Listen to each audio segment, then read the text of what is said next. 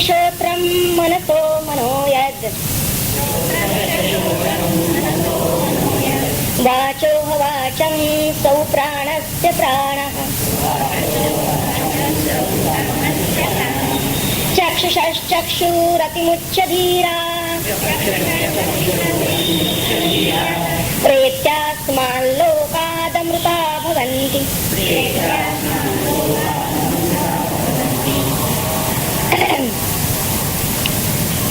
अन्वय पाहूया आधी आपण तसा.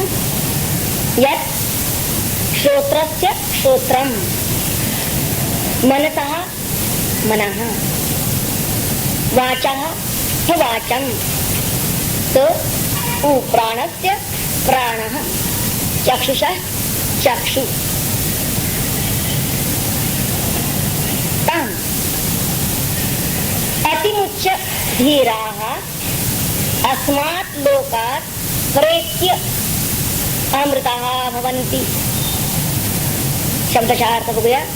यात जे श्रोत्रस्य श्रोत्रम, कानाचा कान, मनसः मनः, मनाचे मन, वाचः उवाचं, वाचः वाचं, वाणीची वाणी, स उ प्राणस्य प्राणः, तो प्राणाचा प्राण, आणि चक्षुषः चक्षु, डोळ्याचा डोळा असतो आहे. मग ताम अतिमुच्च कुणाला? त्याला, म्हणजे श्रोत्राधिकामधील जो आत्मभाव आहे ताम, त्याला अतिमुच्च टाकून देऊन, पूर्णतः सोडून देऊन, अस्मात् लोकात प्रेत्य, या मर्त्य जगताला ओलांडून, त्याच्या अतीत जाऊन, अमृताः भवन्ति, अमर होतात. कोण? धीराः, धीर ज्ञानी, जे याला जाणतात, याचं ज्ञान करून घेतात, त्यांना धीराः असं म्हणलेलं आहे. पहिल्या मंत्राचं उत्तर म्हणून गुरूंनी हा दुसरा मंत्र दिलेला आहे, आलेला आहे. हा पहिल्या मंत्रातला मधला प्रश्न आहे केने शितम. आपण ते प्रश्न पाहिलेले आहेत. आता या प्रश्नाची उत्तर म्हणून ते कानाचा कान आहे, मनाचे मन आहे, वाणीची वाणी आहे, डोळ्याचा डोळा आहे, असं इथं उत्तर दिलेलं आहे. हे खरं तर आधी आपल्याला संयुक्तिक वाटतं का? या मनाचा प्रेरक कोण? असं जेव्हा प्रश्न विचारलेला आहे, मनाचा प्रेरक मन असं सांगणं. समजा एखाद्याला विचारलं की गाडी कोण चालवत आहे, तर त्याला जर उत्तर त्यानं असं दिलं, गाडीची गाडी, गाडी चालवत आहे, तर ते बरोबर होईल का? आता इथं जे गुरूंनी उत्तर दिलेलं आहे, आणि उपनिषद करते ऋषी आहेत मंत्रद्रष्टे, तेव्हा त्यांच्या या शब्दामागील, मुळात त्यांनी मूळ प्रश्नाला बगल दिल्यासारखी वाटते इथं, परंतु त्या शब्दामागील मुळात त्यांनी काय केलेलं आहे, उत्तर देताना त्या प्रश्नकर्त्याचा भाव आधी लक्षात घेतलेला आहे आणि मग उत्तर दिलेलं आहे. आणि म्हणून हे उत्तर किती यथार्थ आहे, किंबहुना किती मर्मस्पर्शी आहे, हे आपण पाहणार आहोत. की ज्यावेळी आता गाडी कोण चालवतो या प्रश्नामध्ये गाडीची गाडी असं उत्तर होऊ शकत नाही, कारण चालवणारा कोणीतरी वेगळा आहे. गाडी वेगळी आहे आणि चालवणारा वेगळा आहे, म्हणजे असे दोघेही तिथं भिन्न भिन्न आहेत, दोघांचीही कार्य भिन्न भिन्न आहेत, असं जेव्हा दिसून येतं तिथं ते उत्तर हास्यास्पद आहे.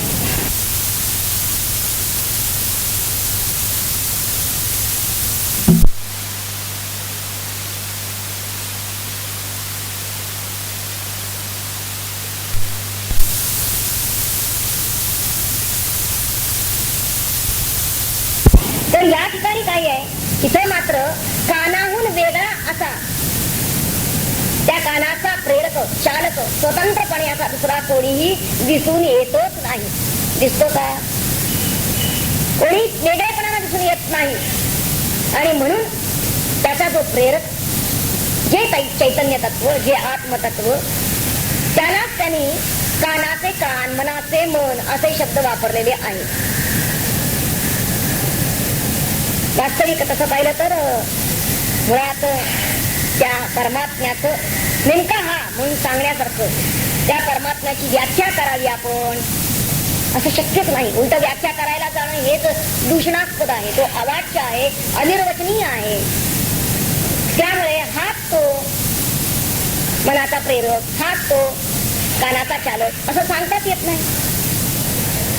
म्हणून या उपनिषदामधील ही जी भाषेमधील सूचकता आहे इथं मुख्यत्वे हा व्यंग्यार्थ किंवा सूचितार्थ इथं लक्षणेनं सांगितलेलं आहे असं म्हणायला हरकत नाही. जसं चंद्रकोर दाखवायचे असेल मुख्यत्वे द्वितीयेची वगैरे ती अगदीच दिसायला कठीण आहे, सूक्ष्म आहे. तसं हे ब्रह्मतत्व सूक्ष्म आहे, ते दृश्य होणार नाही. पण तरी सुद्धा आमच्या समाधानासाठी म्हणून जर दाखवायचं झालं तर ते द्रष्टे पुरुष काय करतात, जसं ती चंद्रकोर दाखवण्यासाठी ते आधी झाडाची फांदी दाखवतात, झाडाच्या फांदीकडे आधी निर्देश करतात, बोट दाखवतात आणि ती फांदी दिसते ना त्याचा तो वरचा शेंडा दिसतो ना त्याच्या पलीकडे जे आहे ते तसं इथं केलेलं आहे. या मनाच्या अतीत जे आहे ते मनाचे मन, ते मनाचं चालक प्रेरक. ते निश्चितपणे या जड गोष्टीच्या अतीत गेल्याशिवाय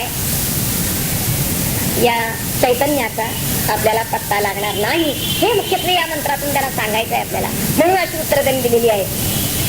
तेव्हा ते चैतन्य हे जड कान मन याच्याहून ते वेगळं जरी आहे तरी सुद्धा त्या कान मनाला मात्र या चैतन्याहून वेगळं अस्तित्व नाही, हे आम्हाला त्यांना दाखवून द्यायचं. काय सांगितलं की जड असं जे चैतन्य, जड असं जे कान मन डोळा वगैरे हे सगळे जड आहेत हे आपण पाहिलं पंचभौतिक आहे, तर याच्याहून ते वेगळं आहे. पण तरी सुद्धा त्या कान मनादिकांना या चैतन्याहून वेगळं अस्तित्व नाही, याच्याहून वेगळं अस्तित्व नाही त्यांना, हे त्यांना यातून सांगायचं आहे. म्हणून त्यांनी मनाचे मन कानाचे कान असेच शब्द वापरलेले आहे. त्याच्या विना या जडाला, चेतना विना या जडाला वेगळं अस्तित्व नाही, त्यांची वेगळी सत्ता नाही. आपण ती तशी मानत असतो, ही व्यावहारिक सत्ता आपण मानतो. डोळा पाहतो, हा व्यवहार घडला म्हणून ती एक व्यावहारिक सत्ता आपण मानतो. पण जे ज्ञानी पुरुष आहे काय मन हे जड मध्येच जाईल. इंद्रिय जशी जड मध्ये जातात, प्राकृतिक जे जे म्हणून आहे, जेव्हा आपण चेतनाचा आत्मतत्वाचा विचार करतो त्यावेळी आत्मतत्व सोडून बाकीचं सगळं जे जे प्राकृतिक आहे ते सगळं जड मध्ये जातं. इतर त्या स्थूल देहापेक्षा सूक्ष्म देह आपल्याला वाटतो की तिथं चेतन आहे, पण चेतनेचा आभास आहे. लक्षात घ्या, अंतःकरणात चैतन्याचा आभास आहे, चिदाभास असं त्याला म्हणलं. तेव्हा हे म्हणजे ते चैतन्य नाही, पण चेतनाविना याला अस्तित्व नाही. म्हणून तेव्हा जे एकमेवा द्वितीय अखंड चैतन्य घन अशी सत्ता आहे, तर त्या सत्तेचं अंशिक प्रकाश, अंश मात्र प्रकाश याद्वारे आपल्याला प्रतीतीला येत असतो. तो सुद्धा परावर्तित झालेला प्रकाश आहे, हे लक्षात घ्या. स्पष्ट झालेला नाही, डायरेक्ट आलेला नाही, परावर्तित झालेला आहे. चैतन्याचाच प्रकाश, त्याचीच आभा, सूर्याचंच किरण. परंतु हा म्हणजे काही सगळं नव्हे, एक मन किंवा एक डोळा, एक कान, तर तो त्याचाच अंश आहे. शकत नाही, प्रेताला कान असून ऐकता येत नाही, डोळा असून पाहता येत नाही. मुळात कान मन ह्या ज्या आहेत ह्या ही जड उपकरणं आहेत, पण ती सचेतन वाटतात का याच्या सत्तेमुळे, परमात्मा सत्तेमुळे ती सचेतन आहेत, कार्यरत आहेत असं दिसतं. मग या जड जगतामध्ये कोण चैतन्य भरतो असा जर प्रश्न विचारला तर मुळात या प्रश्नाचं उत्तर जडाच्या भाषेत देता येणार नाही. वाणी सुद्धा काय आहे, प्राकृतिकच आहे. त्यामुळे वाणीमध्ये शब्दामध्ये याचं उत्तरच देता येणार नाही खरं तर. पण त्याचं स्वरूप, त्या चैतन्याचं स्वरूप जे आहे खरं ते नक्की जडाच्या अतीत आहे, त्याच्या पलीकडेच आहे.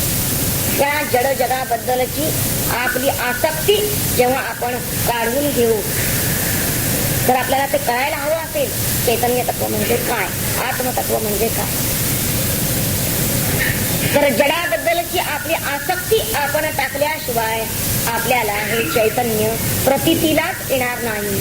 म्हणून अतिमुच्च प्रेत्य असे शब्द घातलेले आहेत. मुळात प्रेत्य अस्मात् लोकात असं म्हणलेलं आहे स्पष्टपणे. प्रेत्य याचा खरं म्हणजे सामान्य अर्थ काय आहे, मेल्यावर, मरून. आता मरून मग आम्हाला कसं केव्हा कळणार असं म्हणलं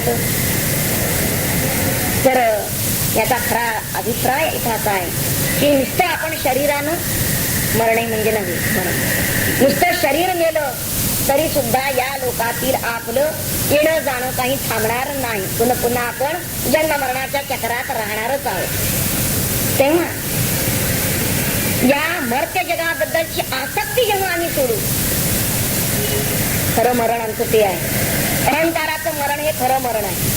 हा अहम हा जेव्हा आमचा संपुष्टात येईल त्याच वेळी अस्मात् लोकात प्रेत या जगताबद्दल आणि या जडदेहाबद्दल आमची अहम भावना, आमची सत्यत्व बुद्धी जेव्हा संपुष्टात येईल, नष्ट होईल, त्याच वेळी आम्ही अमृतः भवन्ति, आम्हाला अमृतत्व, अमरता म्हणजे काय हे त्यावेळी कळेल आम्हाला. ते अमरता म्हणजे काय, आत्मज्ञान, तिला अमरता, ब्रह्मज्ञानाला अमरता म्हणतात, अमृतत्व म्हणतात. कारण ब्रह्मज्ञानानंच अमृतत्व, अमरता प्राप्त होते. तेव्हा आपण या सर्वातीत आणि सर्वगत अशा परमात्म्याला जर जाणून घ्यायचं असेल तर त्यासाठी उत्तम मार्ग, ज्याला राजमार्ग म्हणता येईल, तो म्हणजे या भ्रामक अशा संसाराचा, नामरूपात्मक जगाचा आपल्याला त्याग करावा लागेल. आणि तो बुद्धिपूर्वक करायचा आहे. जग सोडून कुठे जाणार तो, तेव्हा बुद्धीनं हा त्याग करायचा आहे. कारण हेच मुळात त्याचं अज्ञान आहे, हाच अंधार आहे की तो या सगळ्याला सत्य मानतो. हे सगळं खरं आहे असं समजून जे जे माझ्या अनुभवाला येतो आहे, इंद्रिय प्रत्यक्ष आहे, मन प्रत्यक्ष आहे, त्या सगळ्याला तो सत्य समजतो, खरं मानतो. हाच त्याचा भ्रम आहे. आणि या भ्रमातून त्यानं बाहेर पडायला पाहिजे. मुळात व्यवहारामध्ये असं घडतं की मनुष्य ही जी ज्ञानेंद्रिय आहेत, मन, प्राण यांच्यापासूनच वास्तविक तो काय करत असतो, विविध अनुभव किंवा सुखानुभव घेत असतो. आता हे अनुभव घेत असताना तो त्या अनुभवातच गुंतून जातो. नुसते अनुभव घेतले इंद्रिय, मन, प्राण यांच्याकडून तितका दोष नाही. कारण मन, प्राण, इंद्रिय आहेत म्हणल्यानंतर त्यांना अनुभव येणारच, त्यांना प्रतितीला येणार, डोळ्याने पाण्याचं काम करणारच, कान ऐकणारच. पण जेव्हा तो त्या अनुभवात गुंतून पडतो, खरा दोष तिथे. तेव्हा हा सुखानुभव या माध्यमातून, या ज्ञानेंद्रियातून आपल्याला कोण देतो आहे असा विचार करणारा इथं प्रश्नकर्ता जो आहे त्यानं हे प्रश्न विचारलेले आहे की हे जे मला अनुभव येत आहेत याच्या मागचा अनुभव देणारा कोण आहे. त्याचा विचार एरवीचा सामान्य जीव करत नाही. आणि समजा केलाच त्यानं तरी सुद्धा हा अनुभवांचा गुंता इतका विलक्षण असतो की त्याला त्यातून बाहेर पडताच येत नाही, कितीही विचार केला तरी. म्हणजे स्वबुद्धीनं तो हा गुंता सोडवू शकत नाही. गुरूंची आवश्यकता कुठं असते ते सांगायचं. तर शिष्यानं गुरूंना प्रश्न विचारला आणि गुरूंनी त्याला उत्तर दिलेलं आहे. का तर हा आपल्या बुद्धीतला गुंता सोडवायचा आहे. तर एखादाच मात्र असा साधक आहे, असा विचारी आहे म्हणूया, जसा इथं या उपनिषदाच्या पहिल्या प्रश्नाच्या संदर्भात आपल्याला दिसून येतोय की तो म्हणतो की या सुखानुभवाची ही माध्यम आणि त्यांची मूळ शक्ती यांच्यामध्ये काहीतरी फरक निश्चित आहे. एक जड आहे तर एक चेतन आहे. तेव्हा तो जरा अलग राहून विचार करतो आहे. तो त्या माध्यमात न गुंतता जरा अलिप्त राहतो आणि तो त्या मूळ शक्तीचा शोध घ्यायला लागतो. त्या मूळ स्रोताकडे झेपावतो आहे असं म्हणतो. असा एखादाच असतो, क्वचित असतो. आणि हा त्या सुखानुभवात गुंतलेला नसतो, हे महत्वाचं. केव्हा आपण असं अंतर्मुख होऊ, केव्हा आपण असं झेप घेऊ मूळ स्रोताकडे, त्या मूळ शक्तीकडे, ज्यावेळी आपण अलिप्त असू, साक्षीत्वानं राहू, कुठेही आपण तादात्म्य आसक्ती नसेल, त्याच वेळी अलग राहूनच हा विचार करता येईल. म्हणजे इथे एक आपल्याला रहस्य सांगितलेलं आहे की परमात्मा तत्वाचा जर विचार करायचा असेल, ते जाणून घ्यायचं असेल, तर आधी आपल्याला ही सोडवणूक करायला पाहिजे. आपण बुद्धीनं समजून घेऊ, आपण मनानं समजून घेऊ, आपण ज्ञानेंद्रियांनी समजून घेऊ असं जर म्हणलं तर हा समजणारा नव्हे. म्हणून थोडं यांच्यापासून, या साधनांपासून आपण बाजूला व्हायचंय आणि मग आपण त्या ब्रह्मतत्वाचा विचार करायचा. ही शक्ती नेमकी काय आहे, कशी आहे. ज्यावेळी या ब्रह्मज्ञानाचा तो शोध घ्यायला लागतो, त्यावेळी म्हणजे ब्रह्मज्ञानाचा शोध घेण्यासाठी त्याला ब्रह्मचिंतनच करावं लागतं. हे महत्वाचं. ब्रह्मचिंतनानं ते आकलन होणार, ब्रह्मज्ञान होणार आणि ब्रह्मज्ञान झाल्याशिवाय त्याला अमृतत्व प्राप्ती नाही, हे आपण पाहिजे. तर आता जो केन असा प्रश्न विचारणारा साधक आहे, नेमका तो कसा आहे? तो पूर्ण जागृत आहे का? नाही, पूर्णतः आत्मजागृत झालेला नाही. तर बाह्य जीवनाची ओढ थोडी का असे ना त्याला आहे. सर्वत्र तो जागृत झालेला नाही असा जो साधक आहे, पण ज्याला प्रतीला येतो आहे, जाणवतो आहे की नुसतं डोळा पाहत नाहीये, नुसतं कान ऐकत नाहीये, तर यांच्या मागे कोणतरी आहे, यांचा प्रेम, एवढं त्याला प्रतीला आलेलं आहे. म्हणजे तो जागृत झालेला आहे पण पूर्ण जागृत नाही. अशा साधकासाठी या उपनिषदामध्ये मार्गदर्शन केलेलं आहे. कुणासाठी हे उपनिषद कुणासाठी आहे हे पहा. जो विचाराला प्रवृत्त झालेला आहे पण अजून पूर्ण विचार त्याला उमगलेला नाही, असा जो कोणी संसारात आहे पण संसारातून सुटायचं आहे त्याला, असा तो साधक आहे. त्याच्यासाठी हे उपनिषद मुळात तिथं आरंभिक मनाच्या पलीकडील आत्मा असं या ब्रह्माचं स्वरूप सांगितलेलं आहे. पहिल्याच प्रश्नात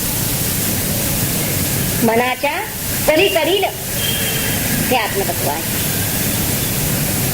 तेव्हा आमच्या सर्व क्रिया, मग त्या इंद्रिय असोत, मानसिक असोत, प्राणिक क्रिया असोत, त्या सगळ्यांच्या मागे कोणीतरी एक गुप्त आहे आणि तो जो कोणी गुप्त स्वामी आहे त्याचं स्वरूप काय हे आम्हाला हवं आहे. तेव्हा मुळात याचा उद्देशच असा आहे या केन उपनिषदाचा की जो संसारी आहे त्याला जे आत्मतत्व जाणवत आहे, जे दर्शनी वास्तव आहे, परंतु त्याच्या अतीत त्याला जाता येत नाही, या बाह्य संसाराच्या अतीत जाता येत नाही आणि अतीत गेल्याशिवाय तो प्रतीला येत नाही. अशा विलक्षण कोंडीत सापडलेला हा साधक गुरूंच्या पुढे विनम्र होऊन तो म्हणतो तुम्हीच ही कोंडी फोडा आणि मला हा मार्ग दाखवा. मुळात अज्ञानी जे लोक असतात त्यांना देहाच्या हालचाली मी करतो असं वाटत असतं खरोखर. पण जरासे विचार करणारे आहेत ज्ञानी लोक, ते म्हणतात की भगवंतच सगळं करतो, भगवंताच्या सत्तेनंच सगळं चालतं, वृक्षाचं पान सुद्धा त्याच्या सत्तेनं हलत नाही, अशा तऱ्हेचे महात्मे उद्गार करतात. आता हे जे ज्ञानी लोक असं समजत असतात, या त्यांच्या समजण्यामध्ये सत्य कितीचं आहे हे जरा पाहिलं पाहिजे. भगवंताच्या सत्तेतच सगळं चालतं का? एक सत्ता फक्त पारमार्थिकच आहे का? भगवंताचीच सत्ता एक आहे का? आणि हे केव्हा उमगेल? ते कसं उमगून घ्यायचं? यात भगवंत म्हणजे तरी काय? भगवंत शुद्ध जाणीव रूप आहे. ज्ञान हे त्याचं स्वरूप आहे. पूर्ण ज्ञान, शुद्ध ज्ञान हे त्याचं स्वरूप आहे. म्हणून त्याची सत्ता आपल्याला अनुभवण्यासाठी आपल्याला सुद्धा आपली जाणीव ही अत्यंत विशुद्ध करायला पाहिजे. आपली जाणीव, आपली अहम स्फूर्ती, तो आपला अंतरीचा उमाळा अत्यंत विशुद्ध व्हायला पाहिजे. एरवी आपली जाणीव ही जड वस्तूला चिकटलेली असते आणि म्हणून ती अशुद्ध बनलेली असते. मूळ जाणीव ही शुद्ध आहे, परंतु ती जेव्हा अशुद्धाला चिकटते, जड वस्तूंना विषयांना चिकटते, त्यावेळी ती जाणीव अशुद्ध बनते. म्हणून आधी त्या जाणीवेला त्या जड वस्तूंपासून, त्या जड विषयांपासून वेगळं केलं पाहिजे, सोडवलं पाहिजे. अतिमुच्च हे मोचन आधी करायला पाहिजे. त्या जाणीवेची सुटका त्या जडापासून आधी केली पाहिजे आणि ती जेव्हा केली जाईल त्याच वेळी अशी विशुद्ध झालेली वृत्ती आपली जाणीव, ज्ञानवृत्ती ही अंतर्मुख होईल. खरी अंतर्मुख तेव्हा झाली जेव्हा तिची बहिर्मुखता पूर्णता संपुष्टात आली. अशी अंतर्मुख झालेली जाणीव हीच परमात्म चिंतन करायला लागते. तोपर्यंत परमात्म्याचं चिंतन त्यानं कितीही केलं किंवा मी करतो म्हणलं तरी ते खरं नाहीये. परमात्म चिंतन जर जसं तो करायला लागेल, हाच एक सोपा मार्ग आणि राजे मार्ग आहे. परमात्म्याला समजून घेण्याचा, जाणून घेण्याचा, किंबहुना स्वतः परमात्म रूप होण्याचा. कारण चिंतनी तद्रूपता, या चिंतनानंच त्याला साक्षात्कार होणार आहे. म्हणून स्तोत्राधिक यांच्या ठिकाणी जो आपला आत्मभाव आहे, अहमभाव आहे, तो आपण आधी टाकून दिला पाहिजे. आणि तो कशानं टाकला जाईल? आत्मज्ञानानंच टाकला जाईल. हे म्हणजे मी आहे, असाकीनाथ देव म्हणजे मी आहे, असं जोपर्यंत समजतो तोपर्यंत त्यांच्याशी त्याचा आत्मभाव अहमभाव चिपटूनच राहील त्या देहाची. तो टाकला असं तेव्हाच होईल ज्यावेळी तो अहम ब्रह्म अस्मी हे समजेल. अहम ब्रह्म अस्मी हेच आत्मज्ञान आहे, ब्रह्मज्ञान आहे. आणि हे जेव्हा त्याला कळेल म्हणजे ते प्रतीला येईल. अहम सहा, आणि ते केव्हा प्रतीला येईल? तो सहा रूप होईल तेव्हा पूर्णतः जाणीव, अहमची वेगळेपणाची जाणीव त्याची पूर्णतः लयाला जाईल. त्याच वेळी त्याला ब्रह्मज्ञान प्राप्ती होईल, म्हणजे अमृतत्व प्राप्ती होईल की मी आहे हे ज्ञान त्याला होईल. मी अमर आहे, मी कशानंही मरणारा नव्हे. इथं अतिमुच्च हे जे पद घातलेलं आहे ते आपल्या संपूर्ण ऐषणात्रयांचा त्याग करण्यासाठी म्हणून घातलेला आहे. आणि ते अत्यंत महत्वाचं आहे, कारण तो टप्पा ओलांडल्याशिवाय तो अतीत होऊ शकत नाही. प्रेत्य अस्मात् लोकात प्रेत्य, या लोकाच्या अतीत जायला पाहिजे त्यानं. हे मर्त्य जगत ओलांडून जायला पाहिजे. ते ओलांडून गेल्याशिवाय ही अमरता त्याला प्राप्त होणार नाही.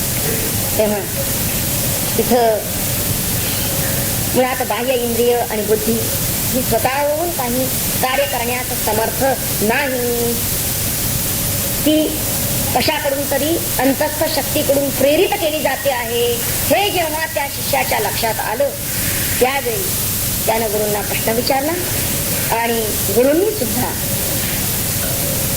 त्याला या सूक्ष्म जगताची आधी ओळख करून दिली आणि नंतरच त्या सूक्ष्म जगताचाही त्याग करायला पाहिजे हे त्याला सांगितलेलं. फुलाचा त्याग तर तो करतो, पण सूक्ष्माचाही त्याग हे फार महत्वाचं. कारण सूक्ष्माचा त्याग करायला लागतो हे भल्या भल्यांना सुद्धा लक्षात येत नाही. सूक्ष्म असा या स्मृती ही जाणी तिचाही त्याग करायला पाहिजे. त्या कल्पनेचा, पण ती सुद्धा कल्पना आहे. मीपणाची एक कल्पना आहे. मी हवं का तो स्वतःला एक काहीतरी समजत असतो. ही त्याची व्यक्तित्व सापेक्ष कल्पना जी आहे त्या कल्पनेचा त्याग एक ना एक दिवस करायलाच पाहिजे त्यांना. आणि तो केल्याशिवाय त्याला परमात्मा प्राप्ती किंवा मी कोण हे नक्की कळणारच नाही. तेव्हा या उपनिषदामध्ये मुख्यत्वे आपल्याला 2-3 गोष्टी स्पष्ट झालेल्या आहेत.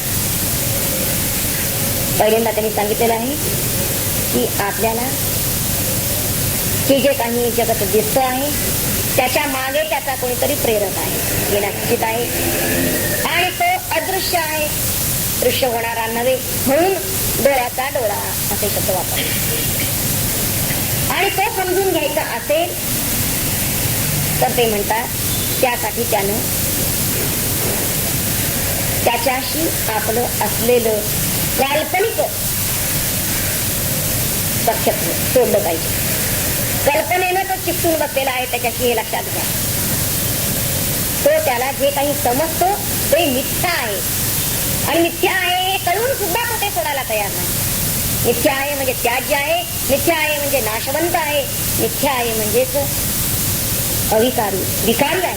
पण ते विकारी आहे, नाशवंत आहे हे कळून सुद्धा तो ते सोडत नाही आणि ते त्यानं सोडायला पाहिजे. अतिमुख्य हे साठी सांगितलं. आणि तो टप्पा ओलांडल्याशिवाय, कल्पनेच्या अतीत गेल्याशिवाय त्याला सत्य गवसणार नाही हे सांगितलं. हा तिसरा टप्पा या मंत्रामधला. प्रेत्य अस्मात लोकात प्रेत्य, या लोकाचे, या मर्त्य लोकाचे काय काय विशेष आहेत ते सगळे नष्ट करायचे. त्यानं प्रेत्य म्हणजे ते सगळे सोडून द्यायचे. या मर्त्य लोकांमध्ये जी मर्त्य जाणीव आहे, मर्त्य जाणीव उठते आणि नष्ट होते हे कळतं का ना अंतर्यामी. ही स्फूर्ती उठते आणि निघते. आला श्वास गेला श्वास, प्राणामधून हे त्याला लक्षात आलेलं आहे. परंतु लक्षात येऊन सुद्धा त्यानं तिकडे दुर्लक्ष केलेलं आहे आणि ते करायचं नाही असं इथं आपल्याला सद्गुरू सांगता येईल. जे असं जाणार आहे त्याच्या मागे लागू नको. हे येणं आणि जाणं ज्या अधिष्ठानावर, ज्या सत्तेवर चालू आहे ती खरी सत्ता आहे, तेच सत्य आहे आणि तेच आहे आपलं खरं अधिष्ठान, आपली खरी सत्ता, आपलं खरं स्वरूप तेच आहे. ते बाकीचं सगळं जे काही चल आहे ते खरं नाही, आभासमय आहे, ते मृगजळ आहे. आणि आपलं खरं अधिष्ठान हे अचल आहे, स्थिर आणि अमर आहे. हा निर्देश त्याला या मंत्रातून करायचा आहे सद्गुरूंना. आणि असा निर्देश त्यांनी केलेला आहे. तेव्हा हा जो मंत्र येतो त्या मंत्राच्या संदर्भामध्ये पहा, आधीच्या चरणापेक्षा दुसरा चरण आपल्या दृष्टीने जास्त महत्वाचा आहे. अतिमुच्च आणि धीरा शब्द सुद्धा मार्मिक आहे बरं का. धीरा हा एकदा आपल्याला येऊन गेलेला आहे ईश उपनिषदामध्ये. धीर कुणाला म्हणायचं हे धैर्य दाखवलं पाहिजे त्यांनी अतिमुच्च होण्याचं. असा धैर्य दाखवणारा जो आहे धीरा हा ज्ञानी आहे, शहाणा आहे. तो या मर्त्य जगाच्या अतीत प्रेत्य ओलांडून जाणारा आहे. जाण्याची त्याची इच्छा आहे आणि प्रत्यक्षात तशी तो वाटचाल करतो आहे. आणि म्हणून अमृता भवंती. आणि असा एखादा कोणतरी जातो असं नव्हे. भवंती आहे, अमृता भवंती असे अनेक आहेत असं सांगायचंय त्यांना.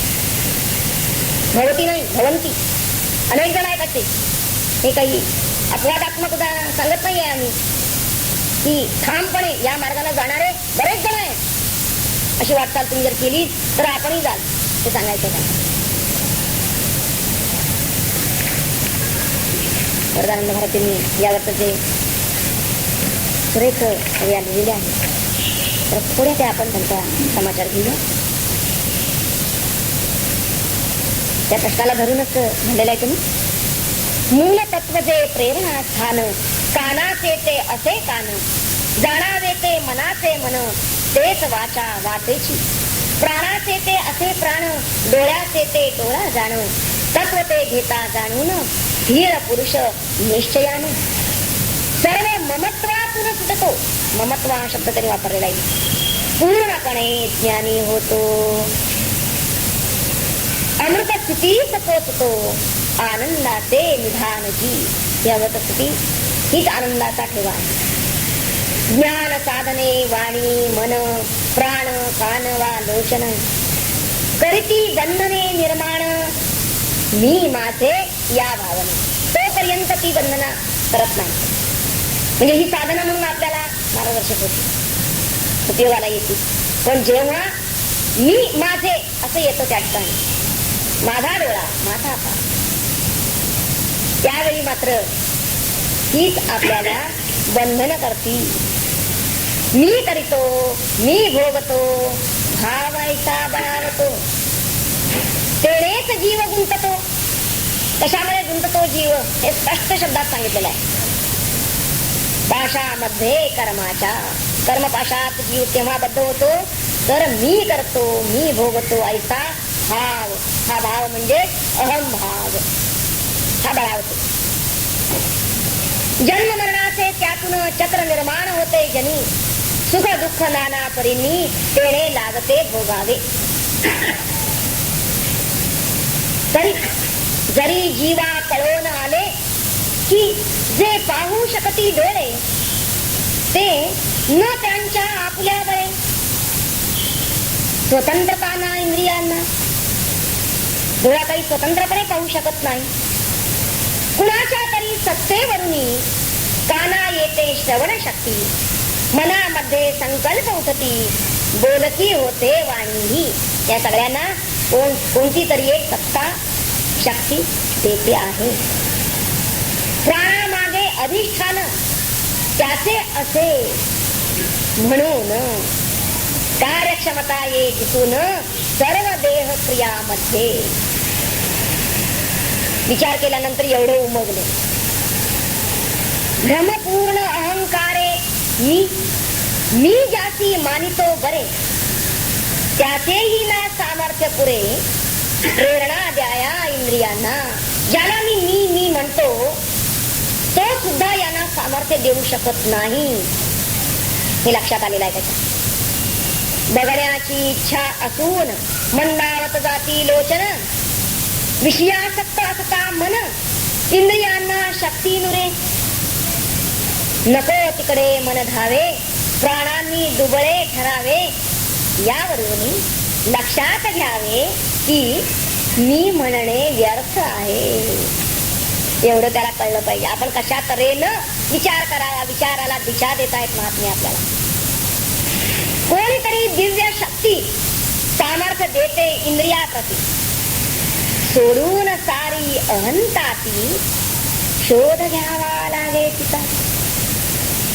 काय सोडून? अतिमुच्च अहंता. आणि अहंता सोडली की पाठोपाठ ममता सुटते. तेव्हा ही अहंता आपल्याला सोडायला त्यांनी इथं सांगितलेली आहे. आणि ती जेव्हा आम्ही सोडू,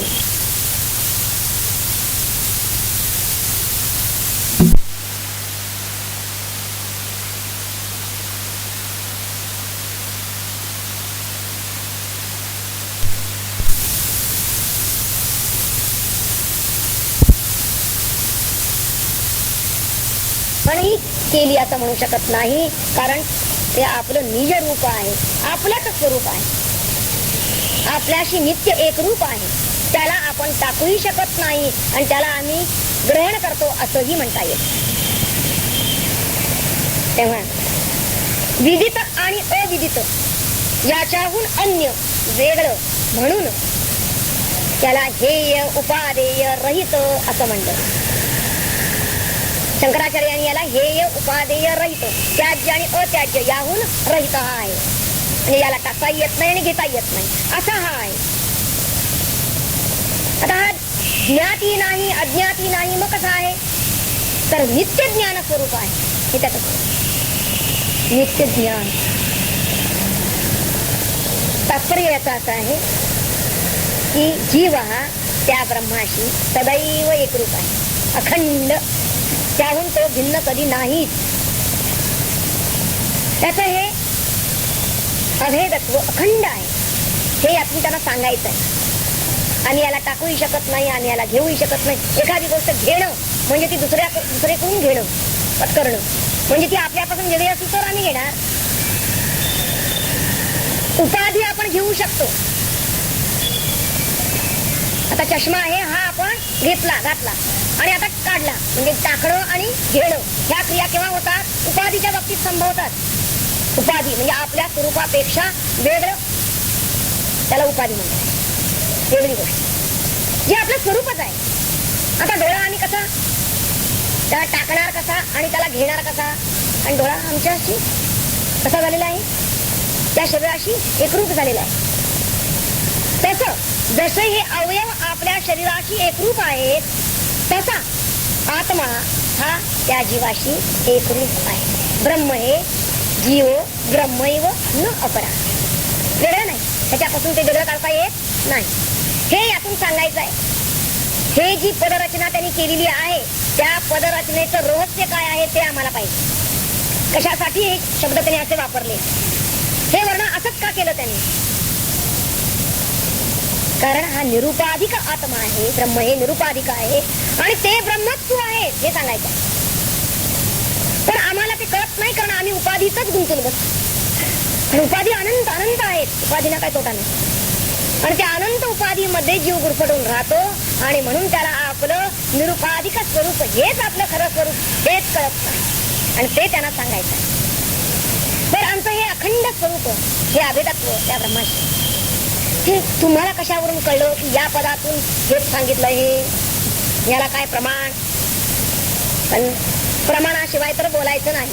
उपनिषद वेदांत शिकताना प्रमाण हवंच. आता याला प्रमाण पुढे जे पदात म्हणलेलं आहे की इति शुश्रुम पूर्वेशाम, पुढे म्हणले ना त्यांनी इति शुश्रुम पूर्वेशाम, पूर्व आचार्य वेदांतामधील जी महावाक्य आहेत, तर त्या महावाक्यांनी जो बोध केलेला आहे तोच बोध या पूर्व आचार्यांनी केलेला आहे आणि त्या पूर्व आचार्यांच्याकडून आम्ही शुश्रुमू, आम्हाला सुद्धा तोच ऐकायला मिळालेला आहे. तो परंपरेनं, आचार्य परंपरेनं तो प्राप्त झालेला आहे, केवळ तर्कानं नाही. आम्ही हे विधान तर्कानं करत नाही असं ते म्हणताय. इथं उपनिषदकार आपल्याला सांगतात की हे केवळ अनुमानानं, तर्कानं आम्ही तुम्हाला सांगत नाही, तर हे पूर्व जे आचार्य, त्या आचार्यांनी परंपरेनं हे आम्हाला ज्ञात करून दिलेलं आहे आणि त्यानुसार आम्ही तुम्हाला हे विधान करतो आहोत.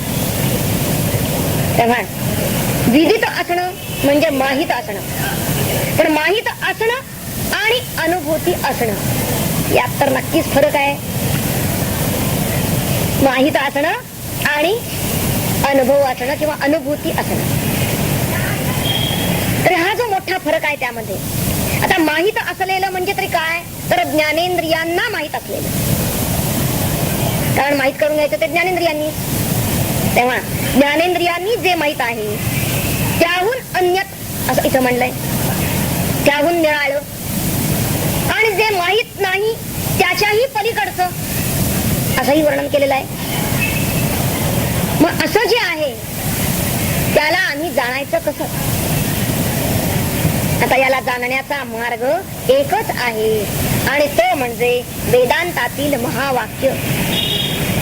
की जी या महात्म्यांनी अनुभवली आहेत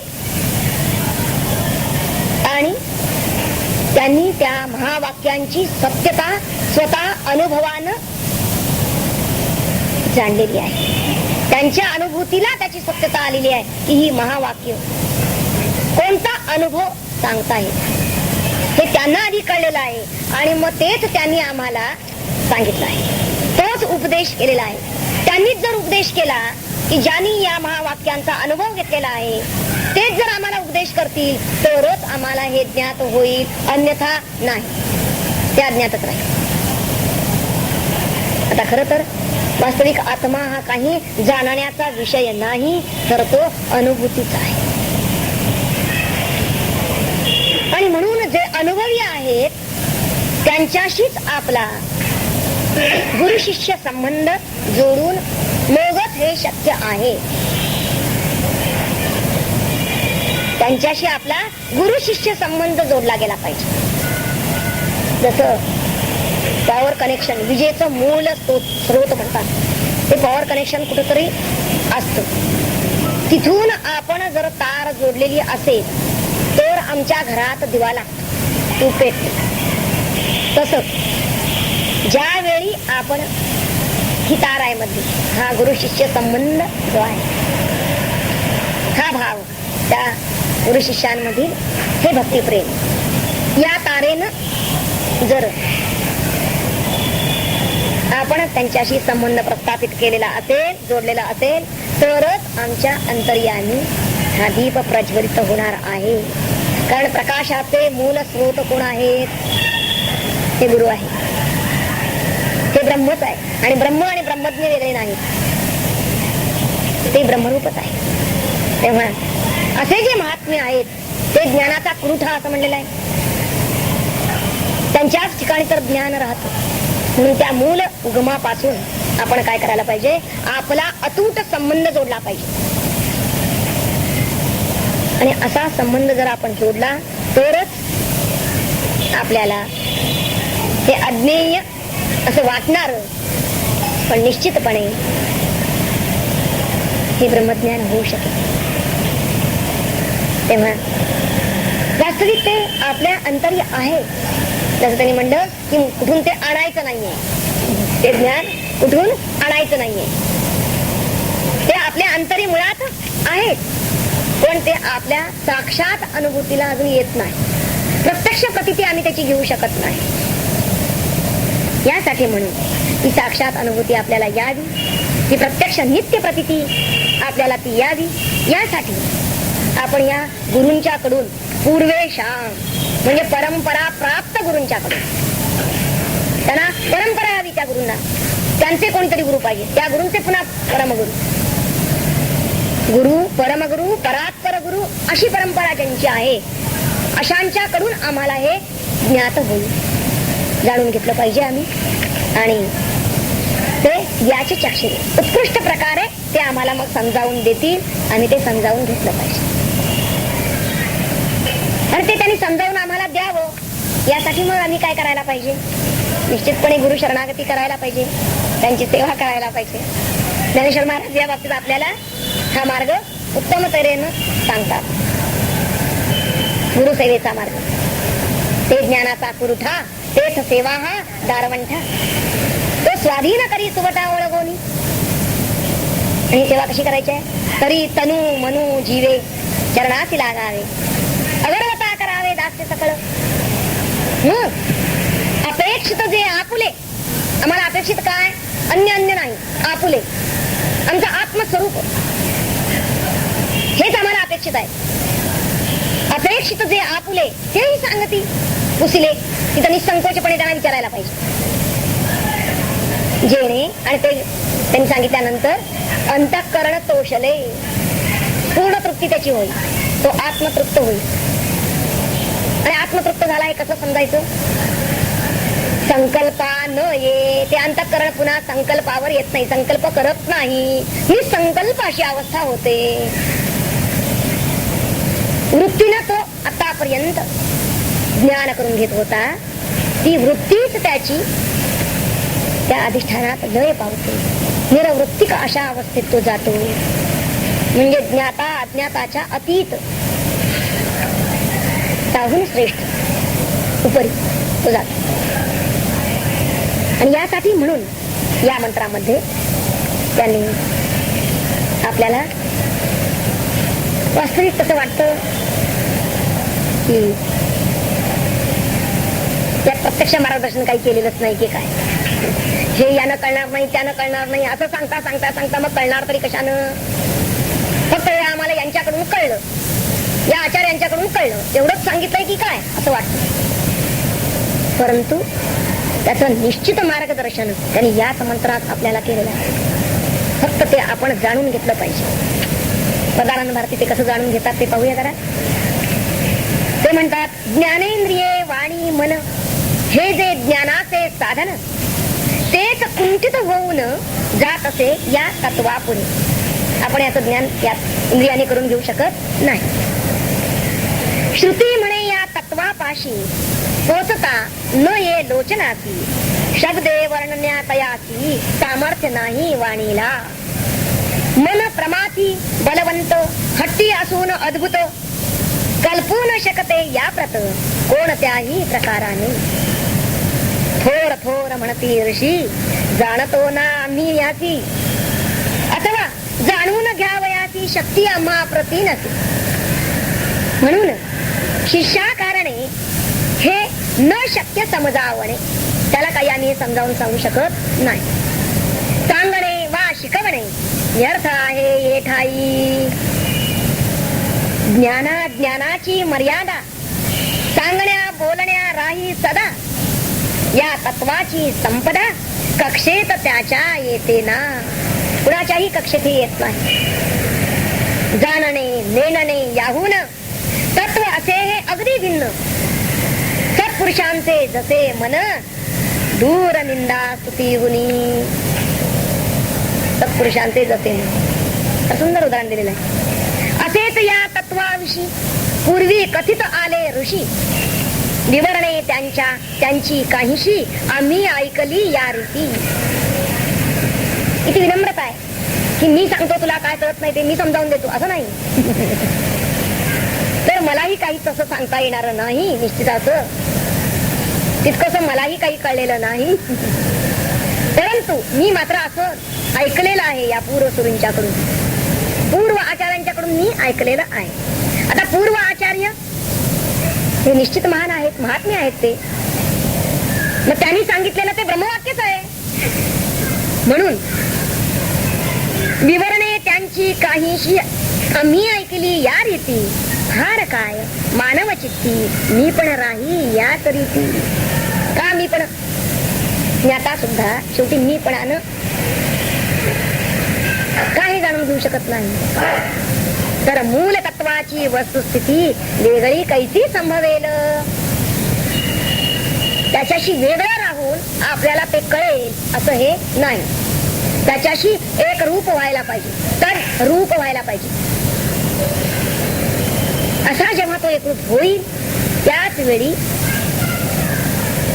म्हणजे ब्रह्मविद ब्रह्मैव भवति. हा जो जाणणारा आहे तो जाणणारा उरणार नाही. तो पूर्णतः त्या ज्ञानाशी एकरूप झालेला आहे. जे जाणायचं त्याच्याशी ज्ञानरूप झाला. आणि आता ज्ञानरूप होणं, असं ज्ञानरूप होणं हेच तर इथं त्याने सांगितलेलं आहे की आपल्याला ज्ञाता व्हायचं नाहीये, तर ज्ञानच व्हायचं आहे. अखंड ज्ञान व्हायचं, नित्य ज्ञान व्हायचं. तेव्हा ते ब्रह्म आहे कसं याच्याबद्दलच सगळं. ते ब्रह्म आम्हाला जाणायचं आहे विद्धी, आम्ही ते जाणणार आहोत. ते म्हणतात तू जाण, पण ते ब्रह्म आहे कसं याच्याबद्दलचा निर्देश त्या ब्रह्माचं स्वरूप हे अनेक तऱ्हेने पुढच्या काही मंत्रांची एक मालिकाच येते. कारण मनुष्य कोणत्या तऱ्हेने तो जाणायला जातो ते त्यांना माहिती आहे गुरूंना. शिष्य कोणत्या तऱ्हा घेतो, कोणत्या उपायाने जाणायला बघतो, तो शब्दातून जाणायला बघतो, तो प्रत्यक्ष पाहूया म्हणतो, तो मनानं जाणायला जातो, तो कोण काय सांगतो ते ऐकून त्यातून जाणायला जातो. अशा प्रवचन कीर्तनातून तो म्हणतो काय समजतं काय बघू असा जाणायला जातो. अशी जे अनेक उपाय आहेत, पण प्रत्येक वेळेला त्यांनी सांगितलेलं आहे की नेदम यदिदम उपासते. या तऱ्हेनं त्याची उपासना करून होणार नाही, त्याला विद्या असं होत नाही. तदेव ब्रह्म, तत् एव ब्रह्म. ते ब्रह्म काय आहे, ज्यानं तू जाणायला जातोस त्याचाही प्रकाशक तो आहे, त्यालाही प्रकाशित करणारा तोच आहे. मग तू कसं काय त्यानं जाणणार, असा प्रश्न इथं त्याने शिष्याला विचारलेला आहे. आणि ही जी मालिका येते यद वाचा नभ्युदितम येन वाग अभ्युदित तदेव ब्रह्मत्वं विद्धि नेदम यदिदम उपासते. यन मनसा न मनुते न मनुते एनाहुर मनोमतम तदेव ब्रह्मत्वं विद्धि नेदम यदिदम उपासते. यत् श्रोत्रेण न शृणोति येन श्रोत्रम इदं श्रुतम तदेव ब्रह्मत्वं विद्धि नेदम यदिदम उपासते. यत् प्राणेन न प्राणिति येन प्राणः प्रणीयते तदेव ब्रह्मत्वं विद्धि नेदम यदिदम उपासते. अशी ही एक संपूर्ण मालिका येते. आणि मग हा खंड संपतो आपला केनोपनिषदाचा पहिला खंड. तर ही जी संपूर्ण मालिका आहे ती आपण सलगच पुढच्या वेळी आपण घेणार आहोत. मात्र म्हणून यद्वाचानभ्युदितं येन वागभ्युद्यते तदेव ब्रह्मत्वं विद्धि नेदं यदिदमुपासते. यत् अन्वयादी पाहूया. यत् वाचा अनभ्युद्यतं, जे यत् म्हणजे जे काय ब्रह्म. वाचा अनभ्युद्यतं, वाणी करून जे बोललं जात नाही, जे प्रकाशित अनुत्तर. आणि येन वा अभ्युदते अभ्युद्यते. येन म्हणजे ज्ञान, वा वाणी हे अभ्युद्यते म्हणजे प्रकाशित होते, बोलण्याला युक्त होते. तदेव ब्रह्म, तेच ब्रह्म त्वं विद्धि, तू समज, तू जाण. न इदं यदिदं उपासते, यत् इदं यत् उपासते इदं न नेते नवे. काय जे यत् उपासते ते म्हणून जे काही तू उपासना करतो ज्याची, ते ब्रह्म नव्हे असं शेवटी सांगितलेलं आहे. इदं इदं म्हणजे उपाधी भेद धरून हे काहीतरी विशिष्ट म्हणून इदं, असं विशिष्ट म्हणून जे काही तू उपास्य म्हणून जे काही घेतो उपासनेला, त्याची उपासना अशा तऱ्हेने करतो ते मात्र ब्रह्म नव्हे. आता हा वाच्यार्थ आहे. आता पाहूया आपण या म्हणून लक्षार्थ आपल्याला काय सांगायचं आहे. जे वाणी करून बोललं जात नाही, पण ज्याच्यामुळे वाणी बोलू शकते, बोलण्याची क्रिया करू शकते. आता वाणी मुळात आधी 4 प्रकारची आहे. परा, पश्यंती, मध्यमा आणि वैखरी. मूलाधार चक्राच्या ठिकाणी परावाणी आहे, नाभी चक्राच्या ठिकाणी पश्यंती आहे, हृदय चक्राच्या ठिकाणी मध्यम आहे आणि कंठ चक्राच्या ठिकाणी वैखरी आहे. ज्यावेळी जीवाला बोलण्याची इच्छा होते त्यावेळी मूलाधार चक्रामधून वायू उत्पन्न होतो आणि तो क्रमाक्रमानं कंठामध्ये येऊन तोंडामधील आपल्या मुखातील टाळ्याला धडकतो आणि तिथून तो परत फिरून आपल्या मुखामधील त्या ठिकाणी पारुस्थान आहे, दंतव्य आहे, जी जी काही वर्ण असतील त्या स्थानाला स्पर्श करून त्या वर्णांची अभिव्यक्ती केली जाते आणि त्या वाणीला आपण वैखरी वाणी असं म्हणतो. प्रथम नाभिचक्रापासून कंठाचा जो भाग आहे, काकलक असं म्हणलेला आहे त्याला, हा मुखाच्या बाहेरचा भाग. आणि त्यानंतर टाळूपर्यंतचा जो भाग आहे तो मुखामधील आतील भाग आहे. प्रथम आधी हे बाह्य प्रयत्न होतात, म्हणजे बाह्य मुखाच्या बाहेरच्या भागात प्रयत्न होतात बोलण्यासाठी, आणि मग नंतर अभ्यंतरामध्ये म्हणजे मुखामध्ये आतमध्ये प्रयत्न होतात. आपल्याला वाटतं आपण फक्त तोंडानं बोलतो, पण ते तसं नाही. तर वैखरी वाणी मध्ये त्या वर्णांची अभिव्यक्ती होत असते की अशा तऱ्हेनं तेथे शब्द जे अभिव्यंजक म्हणून योजले जातात ते साधन आहे. आणि साधनाला शब्द अभिव्यंजक साधनाला शब्द दर्शवणारं जे साधन आहे ज्याच्यामुळे शब्द व्यक्त होतात, प्रगट होतात, त्या साधनाला आपण वाक इंद्रिय वागिंद्रिय असं त्याला म्हणतात. तिथे या मंत्रामध्ये सुरुवातीला त्याचा उल्लेख आलेला आहे. आपण सर्व तऱ्हेची ध्वनी चिन्ह वापरतो आणि ती वापरून आपली वाणी या जगामधल्या ज्या ज्या काही वस्तू पदार्थ मात्र आपल्याला निर्देशित करायचे आहेत त्यांचं वर्णन आपण खरं खोटं किंवा संमिश्र कसंही ते वर्णन करू शकत असतो. पण त्यासाठी आपल्याला चित्त शक्तीची चैतन्य शक्तीची जरुरी असते. त्याशिवाय वाणीचा व्यवहार होऊ शकत नाही.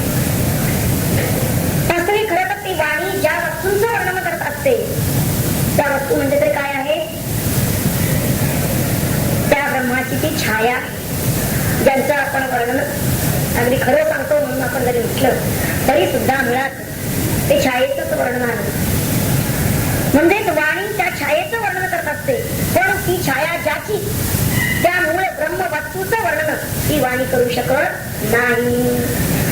हे कारण त्याचं असं आहे की ती ब्रह्माचीच एक सीमित अशी शक्ती आहे, ब्रह्माचीच आविष्कृत झालेली व्यक्त झालेली परंतु सीमित अशी शक्ती. त्या ब्रह्माचंच एक व्यक्त स्वरूप अशी जी वाणी ती त्याला प्रकाशित मात्र करू शकत नाही, कारण ती मर्यादित आहे, ती विकारी आहे आणि ती एकदेशी आहे, ती खंडित आहे. अशा अखंड सदैव आपण करू शकणार नाही. तेव्हा वाणीला जे प्रकाशित मात्र करत असतं ती ज्याशिवाय वाणी काही कार्यरत होऊ शकत नाही. तिला प्रकाशन करणार, तिला शक्ती पुरवठा करणार जे आहे ते ब्रह्म असं या मंत्रामध्ये म्हणलेलं आहे. तदैव ब्रह्म त्वं जिती. तदैव असा शब्द घातलेला आहे. तद एव आता इथं एव असा त्याने जोर दिलेला आहे. आपण अनेक गोष्टींचं ज्ञान करून घ्यायचं असेल तर शब्दांनी बरंच ज्ञान करून घेत असतो, पण ते म्हणतात हे शब्दांनी वाणीनं जे सांगितलं जातं तर हे शब्दामध्ये जे प्रकाशन होत आहे त्याचा प्रकाशक कोण आहे हा पाहिजे. तद एव ब्रह्म, तो जो प्रकाशक आहे त्याला ब्रह्म असं म्हणतात. म्हणजे निश्चितपणे शब्दांच्या तो अतीत राहिला, वाणीच्या अतीत राहिला. वाणीला कितीही वर्णन करून सांगायचं म्हणलं तरी सुद्धा वाणीच्या आटोक्यात येणारा तो नाही. तद एव असं म्हणण्याचं कारण काय, तद एव तेच आहे. आणि इथे एव या शब्दावरती जोर दिलेला आहे, त्यांनी ठामपणे सांगितलेलं आहे. हे असं निश्चयात्मक कथाशील विधान करण्याचं कारण आहे, कारण जिथं कोणताच व्यवहार खरं तर संभवत नसतो असं ते निर्विशेष सम ब्रह्म, पण त्याच्या ठिकाणी वाणीचा हा इतका व्यवहार घडतो आणि इतक्या विविध तऱ्हेचा व्यवहार घडतो, तेव्हा हा ज्याच्या प्रकाशात होतो, ज्याच्या सत्तेत होतो, त्या वाणीचा अखिल व्यवहार जेव्हा निरस्त होईल त्याच वेळी ते निर्विशिष्ट जे वृत्त त्याला ब्रह्म असं सांगितलं. तर एव असं सांगण्याचं कारण एव या शब्दामधलं जे मर्म आहे ते इथं आहे. तर एव कारण ते कसं आहे, ते निर्विशिष्ट आहे आणि एक विशेष म्हणून आम्हाला दाखवता येतच नाही. त्यांना जर आपण हेच ते ब्रह्म असं जर म्हणायला लागलो म्हणून त्यांनी पुढच्या लगेचच पुढच्या चरणामध्ये म्हणलेलं आहे, त्यात इदम जगत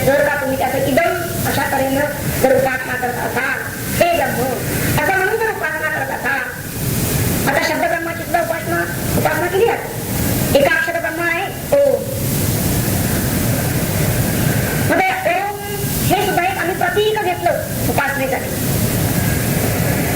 तर ओम हे प्रतीक जरी आपण घेतलेलं असलं तरी ते म्हणतात तर एव ब्रह्म इदम म्हणून जर असेल तर ते ती आपली उपासना, मग ती उपासनेची पद्धत.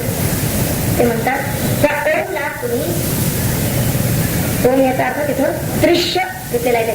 दृश्य म्हणजे जाणीवेच्या टप्प्यात येणार. इदम हा शब्द इथे एवढ्यासाठी आहे, इदंता ते म्हणून. आणि हे म्हणजे जे जे काही आपल्याला ज्ञात होतं आहे, वाणीनं, मनानं, बुद्धीनं, इंद्रियानी जे जे ज्ञात होतं आहे त्याला त्याला इदम असं म्हणलेलं आहे. तेव्हा असं जे ज्ञात होणार आहे ते परमात्मा हा काय आहे, वास्तविक जे जे काही ज्ञात होत आहे ते सगळं अनात्मवर्ग दृश्यम इति नष्टम, नाशवंत आहे ते. आणि जो नाशवंत आहे ते कधी ब्रह्म होऊ शकत नाही. ब्रह्म हे अविनाशी आहे, ते आत्मा अनात्मवर्गात मोडत नाही. आणि म्हणून जे जे ज्ञात होत आहे, कारण हा तर ज्ञाता आहे, ज्ञात जे आहे ते कधीही ज्ञाता होऊ शकत नाही. म्हणून याची कुठलीही गोष्ट ज्ञाता होऊ शकत नाही. यासाठी जे जाणून घ्यायचं आहे त्याला इदम असं म्हणतात. आणि म्हणून इथं ते म्हणतात तेच ब्रह्म आहे ज्याची तुम्ही उपासना करता ते नव्हे. हे इदम असं म्हणून तुम्ही ज्या ज्या प्रतिमेची उपासना करता, जे जे तुम्ही प्रतीक घेता, कुठलंही एक संकेत स्थान घेता, एक संकेत चिन्ह घेता, ते ब्रह्म नाही. कारण ब्रह्म हे कधीही इदमच्या कक्षेत सामावत नाही. बृहत्वा ब्रह्म ते अत्यंत सर्व व्यापक आहे. आणि हे असं म्हणून त्याचा निर्देश कधीही करता येणार नाही, कारण ते विशिष्ट नाही. हे असं म्हणलं की काहीतरी विशेष दाखवायला पाहिजे, आपल्याला विशिष्ट वस्तू दाखवली पाहिजे. पण ब्रह्म हे विशिष्ट नाही, निर्विशिष्ट आहे. कारण ते मर्यादित नाही. विशिष्ट का नाही? कारण ते मर्यादित नाही, ते सर्व व्यापक आहे. आणि जेव्हा हे असं आपण म्हणतो त्यावेळी काहीतरी एक तिथं उपाधी निर्देशित केलेली असते हे म्हणतात. आणि हा आपला उपाधीचा भ्रम दूर करण्यासाठी म्हणून तर त्याने आपल्याला इतके ठामपणे तुम्ही ज्याला हे म्हणता ते ब्रह्म नव्हे असं सांगितलं. इदम नेदम यदिदम उपासते असं म्हणण्याचं कारण आहे की आमच्या ठिकाणचा हा भ्रम त्यांना काढून टाकायचा आहे. त्यांना आमचं प्रतीक उचकटून टाकायचं नाही, आमचं संकेत स्थान उद्ध्वस्त करायचं नाही. आम्ही कुठलाही फोटो, मूर्ती, प्रतिमा काही जी ठेवली असती ती पेटवून द्यायची नाहीये त्यांना. तर त्यांना आमच्या चित्तातला जो काही भ्रम आहे की हे म्हणजेच ते म्हणजे भ्रम, हा जो भ्रम आहे तो भ्रम त्यांना निरस्त करायचा आहे. त्या भ्रमातून आपल्याला बाहेर काढायचं आहे. कुठल्याही उपाधीनं विशिष्ट झालेलं जे आहे ते ब्रह्म कधीही होऊ शकत नाही, कारण ते निरुपाधिक आहे. आणि हेच त्यांना सांगायचं आहे. म्हणून त्यांनी या शेवटच्या ओळीमध्ये उपासते. मग आता आम्ही स्वतःहून दुसरं जे जे काही आहे त्यांना हे म्हणत असतो. तेव्हा स्वतःहून भिन्न अशा ज्या ज्या काही कशाची तरी मनुष्य उपासना जर करत असेल तर ते ब्रह्म नव्हे हे त्यांना समजावं. लक्षात कुठवर त्यांना सांगायचंय, कारण सर्व उपाधीपासून हा आत्मा मुक्त आहे आणि असं आपण व्हायचं आहे. सर्व उपाधीपासून आपण मुक्त व्हायचं आहे, यासाठी आचरण आलेला आहे. कारण आपण ते ब्रह्म आहोत, तो आत्मा आपण आहोत, आपण उपाधी शून्य आहोत हे त्यांना सांगायचं आहे. म्हणून उपनिषदकार आपल्याला सांगतात नेदम यदिदम उपासते. कारण एखाद्या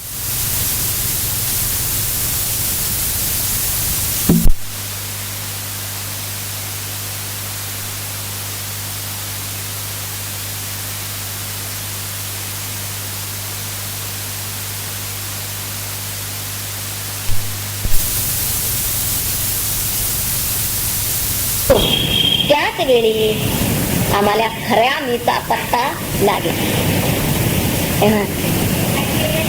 या मंत्रामधून त्या खऱ्या मीचा पत्ता आपण लावून घ्यायचा आहे आणि त्या दृष्टीनं आपण विचार करायचा. हा मंत्र आपल्याला विचार प्रवर्तक म्हणून येतो, विचार करण्याला प्रवृत्त करतो आणि नीट विचाराची मार्ग देतो. व्यवस्थित विचार आपण कसा करायचा तो राजमार्ग या मंत्रात आपल्याला निर्देशित केलेला आहे. विचारक आहे तो पुरुष, त्याला धीर हा असं म्हणलेलं आहे. ही वाटचाल त्याला निश्चितपणे धैर्यानं करायची. कारण या इंद्रियांपासून, या देहापासून त्या विषयांची ताटातूट करणं हे इतकं सोपं नाही.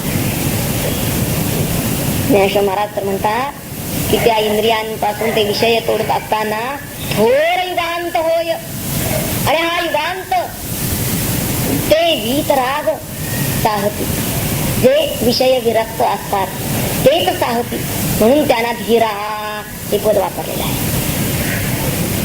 खरे विरागी तेच आहे.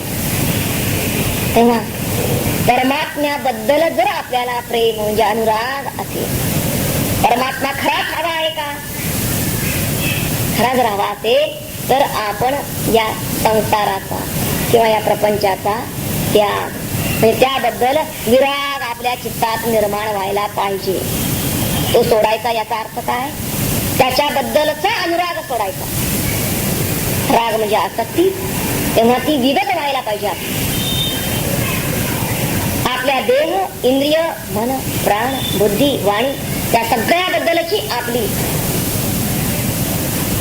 ममत्व भावना, अहम भावना ही आपण सोडायची आहे. आणि ती जेव्हा आपण सोडू त्याच वेळी खऱ्या अर्थानं आपण स्व मी म्हणजे आत्मरूप हो, आपल्याला सहारूप होण्याची पात्रता आली असं म्हणता येईल.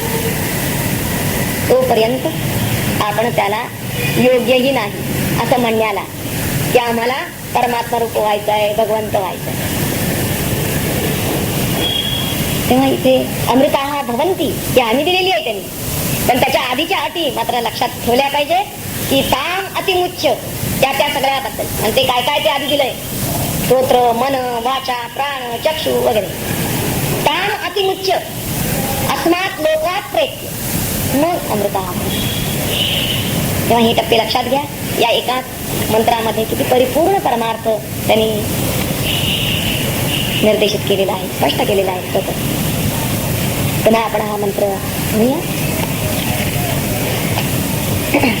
स्तोत्रस्य स्तोत्रम मनसो मनोयत् वाचो वाचम सौ प्राणस्य प्राणः चक्षुषश्चक्षु अतिमुच्च धीरा प्रेत्यास्मा लोकाद् अमृता भवन्ति. शांतिपाठ म्हणून थांबूया. न तत्र चक्षुर्गच्छति न वाक् गच्छति न मनो न विद्मो न विजानीमो यथैतदनुशिष्याद् अन्यदेव तद्विदितादथो अविदितादधि इति सुषुम्ना पूर्वेषाम् येन तद्विचक्षुरे. आधी या मंत्राचा अन्वय, शब्दशः अर्थ वगैरे आधी पाहूया आपण. तत्र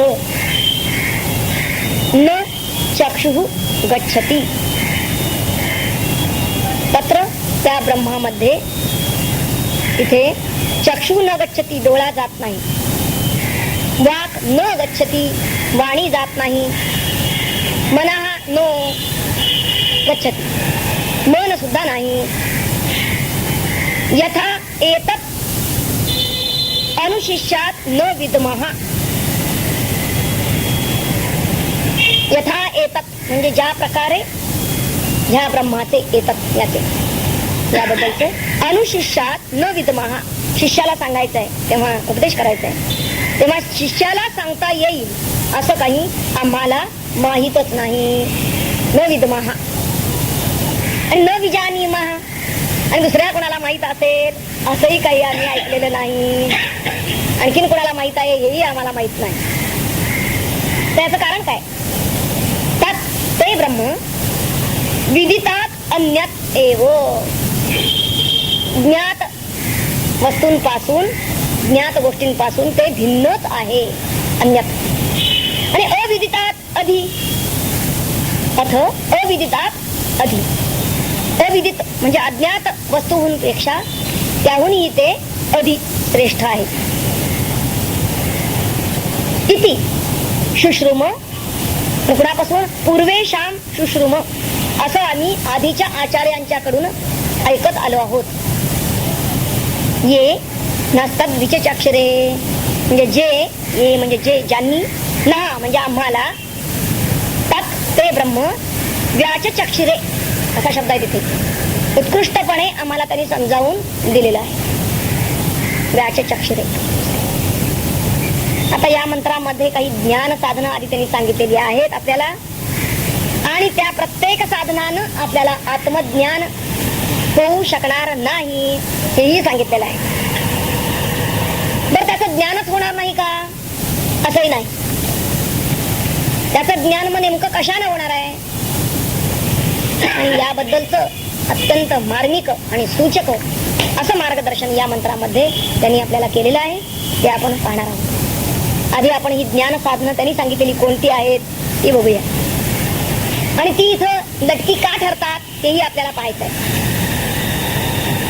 तेव्हा कोणत्याही व्यावहारिक गोष्टीचं जर आपल्याला, एखाद्या व्यावहारिक वस्तू पदार्थाचं जर ज्ञान करून घ्यायचं असेल तर ते आपण पंच ज्ञानेंद्रियांनी, मन, बुद्धी यांनी ज्ञान करून घेतो, ही गोष्ट समजून घेतो.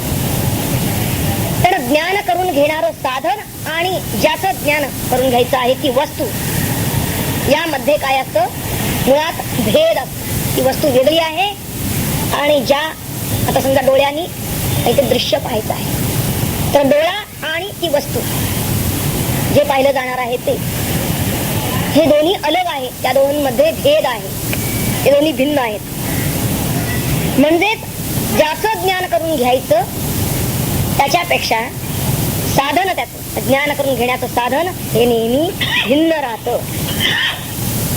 डोळा हा दुसऱ्याचं रूप पाहू शकतो, परंतु डोळा डोळ्याला पाहू शकत नाही, म्हणजे स्वतःच स्वरूप तो पाहू शकत नाही. कान ध्वनी श्रवण करतात, ऐकतात, परंतु कान स्वतःला ऐकू शकत नाही. त्यांनी क्रमानं जे दिलेले आहेत आपल्याला, मन स्वतःला सोडून इतर सगळ्या वस्तूंच्या बद्दलचा संकल्प म्हणजे कल्पना करते, परंतु स्वतःची कल्पना करत नाही. बुद्धी सर्व दृश्य वस्तू ज्यात, त्या सगळ्याला ती जाणू शकते, प्रकाशित करते, परंतु बुद्धी तिच्या प्रकाशकाला जाणू शकत नाही किंवा प्रकाशित करू शकत नाही. जसं आपण हातामध्ये चिमटा घेतला, त्या चिमट्यानं आपण पाहिजे ते उचलू शकतो, परंतु तो चिमटा आपल्या हाताला नाही उचलू शकत, उलटा होऊन. तसं आपल्या आत्म्याकडून हे ज्ञानाचं सामर्थ्य ज्या बुद्धीला प्राप्त झालेलं आहे, ती बुद्धी उलटून आत्म्याचं ज्ञान करून घेऊ शकत नाही. तिथं ती लटकी ठरते. आणि मागच्या मंत्रात तर त्यांनी, दुसऱ्या मंत्रात आपल्याला काय सांगितलेलं आहे की हे म्हणजे ब्रह्म, कानाचा कान, श्रोत्रस्य श्रोत्रम, मनाचे मन, वाणीची वाणी, डोळ्याचा डोळा, प्राणाचा प्राण आहे, असं आधीच सांगितलेलं आहे त्यांनी. म्हणजे ज्ञान साधनं ही जर स्वतःहून भिन्न वस्तू असेल तर तिचंच ज्ञान करून देतात, हे आपण पाहिलं. आणि इथं तर त्यांचं ते स्वरूपच आहे, डोळ्याचा डोळा, कानाचा कान, याचा अर्थ स्वतःच स्वरूप असणाऱ्या अशा आत्म्याचं ज्ञान मात्र ती करून देऊ शकत नाही. ही ज्ञान साधनं आहेत नक्की, पण स्वतःच स्वरूप असणारा हा आत्मा, त्या सगळ्यांचं स्वरूप काय आहे? हा आत्मा. त्या आत्म्याचं ज्ञान ती करून देण्याला समर्थ ठरू शकत नाही. कारण त्याहून केव्हाही ते भिन्न पाहिजे. आणि असं अभिन्नत्व त्यांच्यामध्ये अभिन्नत्व आहे, भिन्नत्व नाही. ब्रह्म हे म्हणूनच आपल्याला दृश्य डोळ्यानं पाहिलं जाणारं, श्रुत कानाने ऐकलं जाणारं, वाच्य वाणीनं सांगता येणारं, मनोवेद्य मनानं ज्याचा वेध घ्यावा, त्याची कल्पना करावी, किंवा बुद्धिगम्य बुद्धीनं समजून घेण्यासारखं असं नाही. सर्व ज्ञान साधनं कशी लटकी ठरतात आत्मज्ञानाच्या बाबतीत हे आपण पाहणार आहोत. म्हणजे तिथं प्रत्यक्ष प्रमाण, इंद्रिय प्रत्यक्ष, अनुमान मनानं जाणलं जात नाही, म्हणजे अनुमान तर्कही चालू शकत नाही, आणि शब्द प्रमाण, या तीनही प्रमाण ही ब्रह्माच्या बाबतीत, ब्रह्मज्ञान करून घेण्याच्या बाबतीत लटकी ठरतात. तर हे ब्रह्मज्ञान आम्हाला होणारच नाही का, अशी एक शंका येईल. कारण मुख्य प्रमाण ही तीन जी प्रत्यक्ष, अनुमान आणि शब्द, ही तीनही प्रमाण जर याच्या बाबतीत लटकी ठरतात तर मग याचं ज्ञान होणार नाही की काय? तर तसंही म्हणता येत नाही. का? कारण काही लोक ब्रह्मज्ञ आहेत, त्यांना ब्रह्मज्ञान प्राप्त झालेलं आहे. ते त्यांना कसं झालं? तेव्हा ज्यांना ब्रह्मज्ञान प्राप्त झालेलं आहे त्यांच्याकडे बघून असं लक्षात येतं की ब्रह्मज्ञान त्यांनी कशानं प्राप्त करून घेतलं ते हे आम्हाला कळायला पाहिजे. आम्हाला ते होईल का हा प्रश्न आहे. तेव्हा या मंत्रामध्ये पुढे जे म्हणलेलं आहे, न विद्मो न विजानीमो, अत्यंत मार्मिक शब्द आहेत. न विद्मो, शिष्याला ब्रह्म याबद्दलचा उपदेश कसा करावा हे आम्हाला काही न विद्मो, आम्हाला काही माहित नाही म्हणतात. इथे या ऋषींनी काय म्हणलेलं आहे की मला काही माहित नाही. गुरूंचं हे एक त्यांची ती एक महत्ता आहे म्हणायला हरकत नाही. त्यामध्ये त्यांचा विनयही आहे. अत्यंत जशी आम्रवृक्षाची परिपक्व खूप आंब्याने लगडलेली फांदी जशी वाकलेली असते जमिनीलगत, तसं परिपक्व ज्ञान ज्याच्याजवळ आहे तो निश्चितपणे असा विनम्र असतो. तो म्हणतो मला काही माहित नाही. आता न विद्मो असं म्हणणारे जे आहे, आता न विद्मो याचा अभिप्राय काय आहे तो आपण आधी पाहणार आहोत. आधी माहित होणं कशामुळे माहित होतं? जी वस्तू आपल्याला इंद्रियाधिकांनी, इंद्रिय नंतर मग इंद्रियांचा प्रेरक मन, त्याच्या मागची बुद्धी, म्हणजे या सगळ्यांनी जी विषय होते त्या सगळ्याचा, या सर्व साधनांना विषय करणारी ती वस्तू. तर अशा वस्तूबद्दलच आपण दुसऱ्याला काही सांगू शकतो. एखादी गोष्ट अशी आहे की जी आधी आपल्याला या साधनांनी ज्ञात होते, तिच्याबद्दलच आपण काही निर्देश करू शकतो, सांगू शकतो दुसऱ्याला. कशा पद्धतीने सांगू शकतो? तर की ही वस्तू अमुक अमुक जातीची आहे, अमुक अमुक गुणांची आहे, अमुक अमुक कार्य तिच्याकडून घडतं, त्या वस्तूचं नाव हे आहे, तिचा आपल्याशी असा संबंध आहे. अशा विविध तऱ्हेने आपण त्याला सांगू शकतो, माहिती उपदेश करू शकतो. म्हणजे जाती, गुण, कर्म, संज्ञा, संबंध, काय काय गोष्टीमधून ज्ञान आपण दुसऱ्याला देऊ शकतो?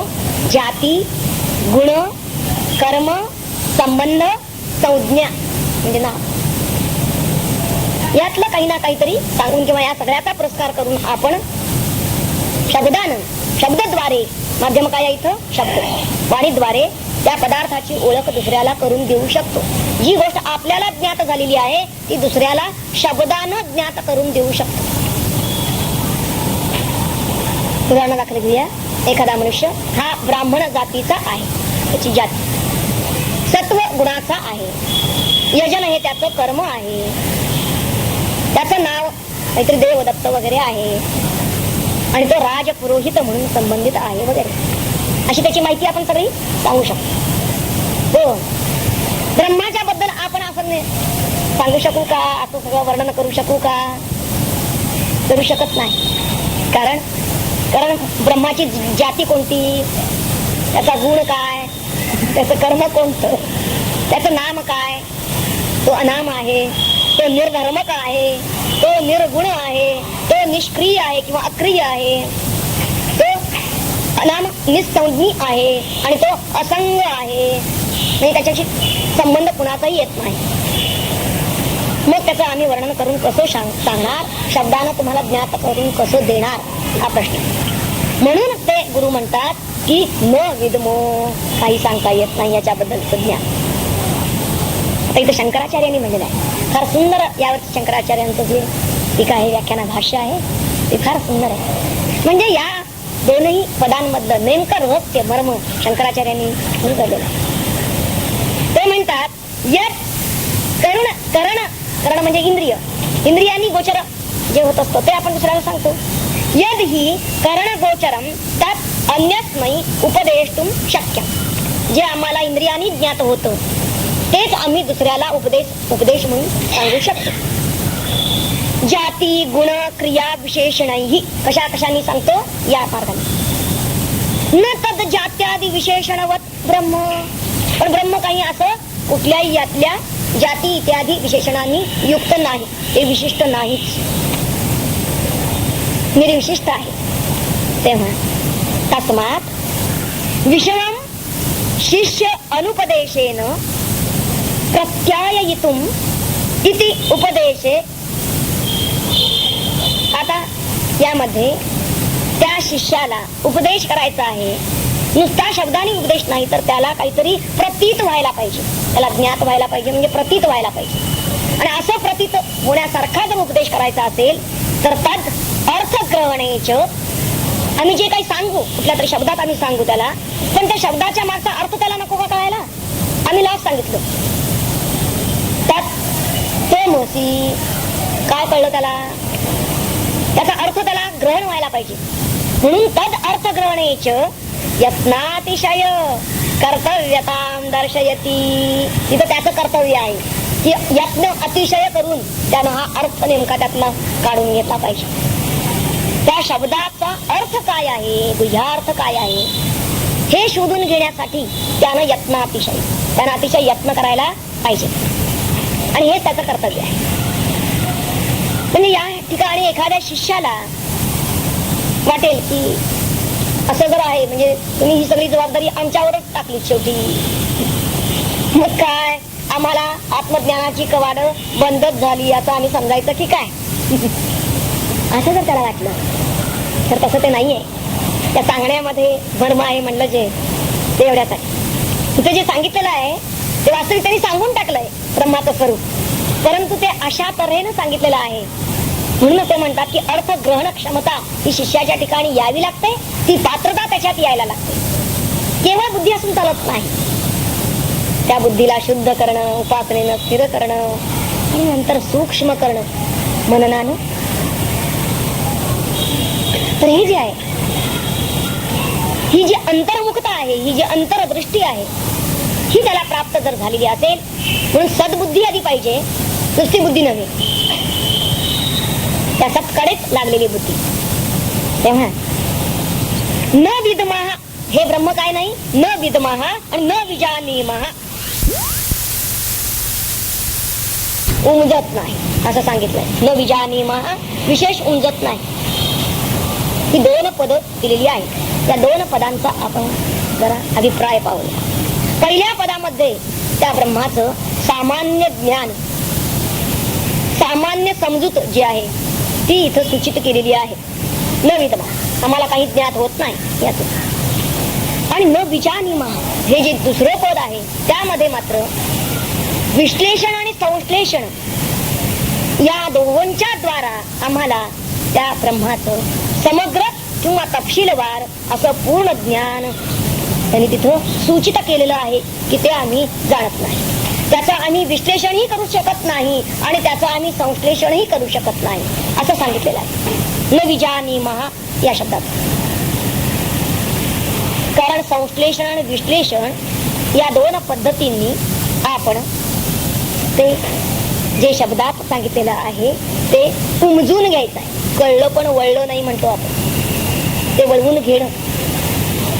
एखादं समजून सांगणं आणि सांगितल्यानंतर दुसऱ्यांना ते समजून घेणं, समजून त्याला समज यावी यासाठी म्हणून संश्लेषण आणि विश्लेषण पद्धती असते. पण या दोनही पद्धती इथं लटक्या ठरतात या ब्रह्माच्या बाबतीत. म्हणजेच हे ज्ञान करून घेण्याची ही पूर्ण असमर्थता इथं त्यांनी सांगितलेली आहे. आणि त्याचं कारण हे आहे की ब्रह्म हे जे जे जाणलं जात म्हणजे ज्ञात, विज्ञात म्हणलं ना त्यांनी, विद्मः म्हणलेलं, जे जे ज्ञात आहे त्या ज्ञाताहून ते निराळ आहे. अन्य जे जे ज्ञात होतं, आता ज्ञात कशानं होतं? इंद्रियांनी ज्ञात होतं आम्हाला, पण इंद्रियांनी आपल्या ज्ञानवृत्तीनं आम्हाला ज्ञात होतो एखादा विषय, एखादी व्यक्ती, एखादी वस्तू. पण हे जे ज्ञात होतं त्या ज्ञाताहून ते निराळ आहे. आणि जे ज्ञात नाही म्हणजे जे अज्ञात आहे त्या अज्ञाताच्याही ते पलीकडं आहे किंवा त्याच्याहून ते वरती आहे, श्रेष्ठ आहे असं सांगितलं. इथं जे वर्णन केलेलं आहे त्या ब्रह्माचं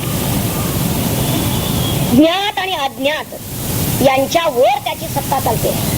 जे जे ज्ञात या कक्ष देतो, ज्ञात म्हणजे आम्ही आमच्या अंतःकरण वृत्तीनं जे जाणतो, तिथं आम्ही प्रमाता आहोत.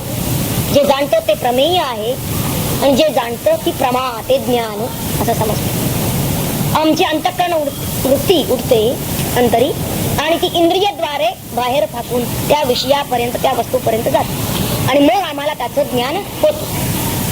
याला ज्ञात झालं असं म्हणतो. आता ही ज्ञात सत्ता आणि जे जाणलेलं नाही ती अज्ञात सत्ता. तर आमच्या सुद्धा इंद्रियांना काहीतरी मर्यादा आहे. सगळेच काही आम्ही ज्ञात करून घेऊ शकत नाही, म्हणून काही अज्ञाताचाही प्रांत आहे. पण हे ब्रह्म ह्या ज्ञात आणि अज्ञात याच्याही अतीत आहे. कारण या दोनवरी त्याचीच सत्ता चालते. त्याच्या सत्तेतच आम्हाला सगळं अखिल ज्ञात होतं. ज्ञात काय होतं? सगळं अखिल दृश्य हे संपूर्ण नामरूपात्मक जगत हे ज्ञात होतं. त्याच्याच सत्तेत, त्याच्याच अधिष्ठानावर ज्ञात होतं. कारण ही अंतःकरण वृत्ती तरी उठते कुठून? त्या आत्मरूपातून, त्या अधिष्ठानातून, त्या सत्तेतून. म्हणजे तिथं त्याची सत्ता आहे. तेव्हा इंद्रियानं, मनानं जे जे काही आपण ग्रहण करतो त्याला ज्ञात असं म्हणलेलं आहे. आणि या ज्ञाताच्या पलीकडं जे जे आहे ते सगळं अज्ञात. आता अज्ञात आहे पण अज्ञेय नाही हे लक्षात घ्यायचं. इतके शब्द आपण जरा ताण देऊन बसलं का पाहणार आहोत, तर आम्हाला त्यांच्या म्हणण्यातलं, त्यांच्या शब्दातलं रहस्य शोधून काढायचं आहे, मर्म हाती घ्यायचं आहे. तेव्हा अज्ञात आहे परंतु अज्ञेय नाही. म्हणून आमच्या जर ज्ञानशक्ती आम्ही जर विशाल केल्या, परमात्म्यानं आम्हाला ही ज्ञानशक्ती दिलेली आहे, पण ती जर आम्ही विशाल केली तर मात्र ते आम्हाला ज्ञेय होईल. आज जे अज्ञेय आहे, जे समजत नाही असं आम्ही म्हणतो. आत्मा म्हणजे काय, ब्रह्म म्हणजे काय आम्हाला कळत नाही, समजत नाही आज म्हणतो. पण तेच आम्हाला आम्ही जर आमची किंबहुना मती कशी, हे विश्वची माझे घर ऐसी मती जयाची स्त्र, तो किंबहुना चराचर आपण झाला. अशी विशाल बुद्धी कुठून आली त्याची मती? बुद्धी जर आपली इतकी विशाल होईल, इतकी व्यापक होईल, इतकी व्यापक होण्यासाठी ती सूक्ष्म व्हायला पाहिजे. तशी जर ती आम्हाला करता आली तर त्यात विदितादथो अविदितादधी. त्यात म्हणजे ते ब्रह्म विदित म्हणजेच ज्ञानरूप क्रियेमध्ये विषय होणार विदित आहे. विदित आहे, माहित आहे. काय आहे? हे सर्व नामरूपात्मक जग, त्याला विदित असं म्हणलेलं आहे. त्याला आम्हाला माहित आहे.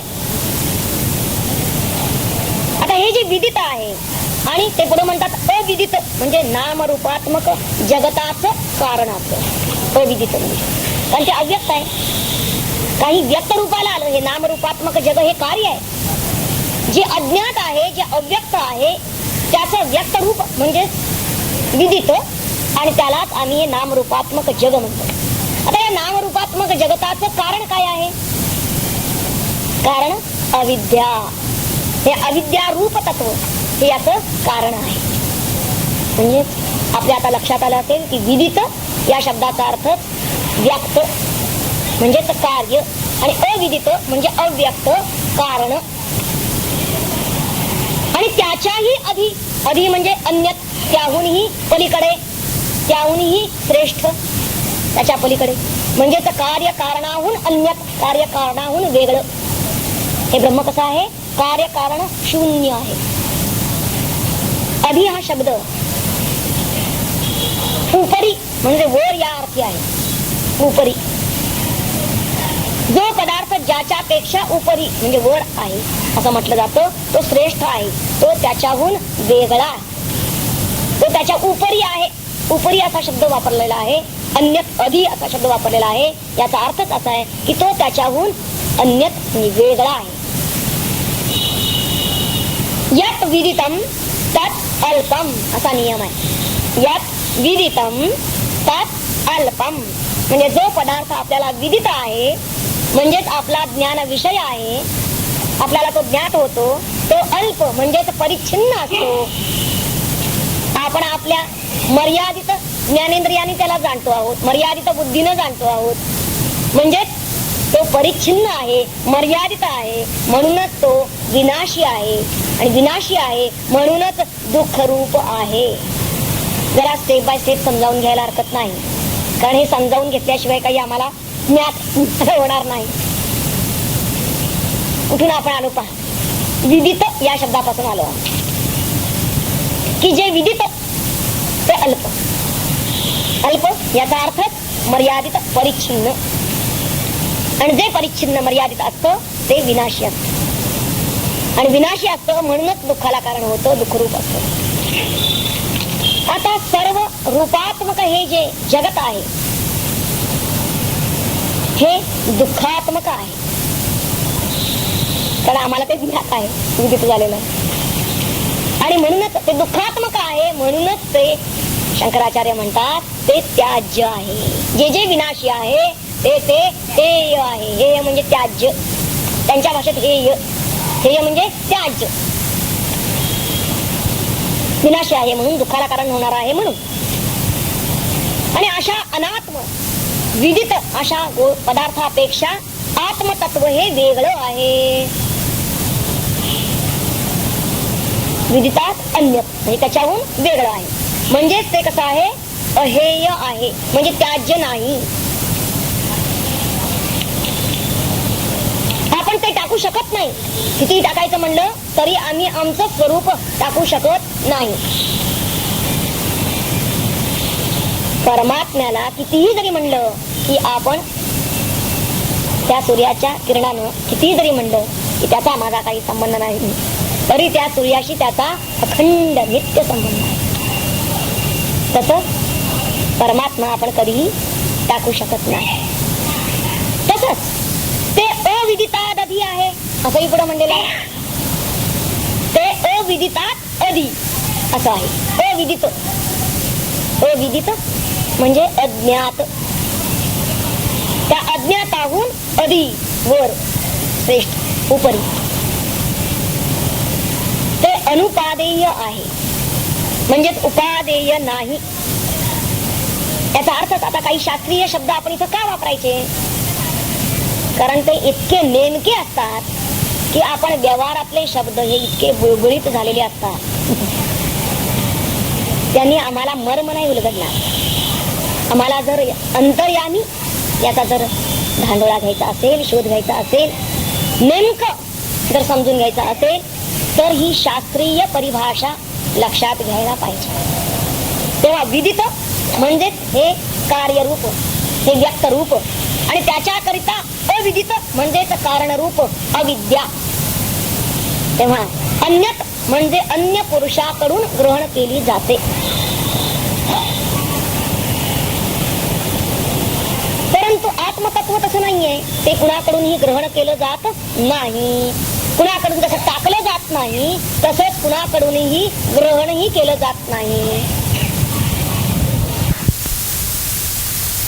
कारण ते आपलं निज रूप आहे, आपलंच स्वरूप आहे. आपल्याशी नित्य एकरूप आहे त्याला आपण टाकूही शकतो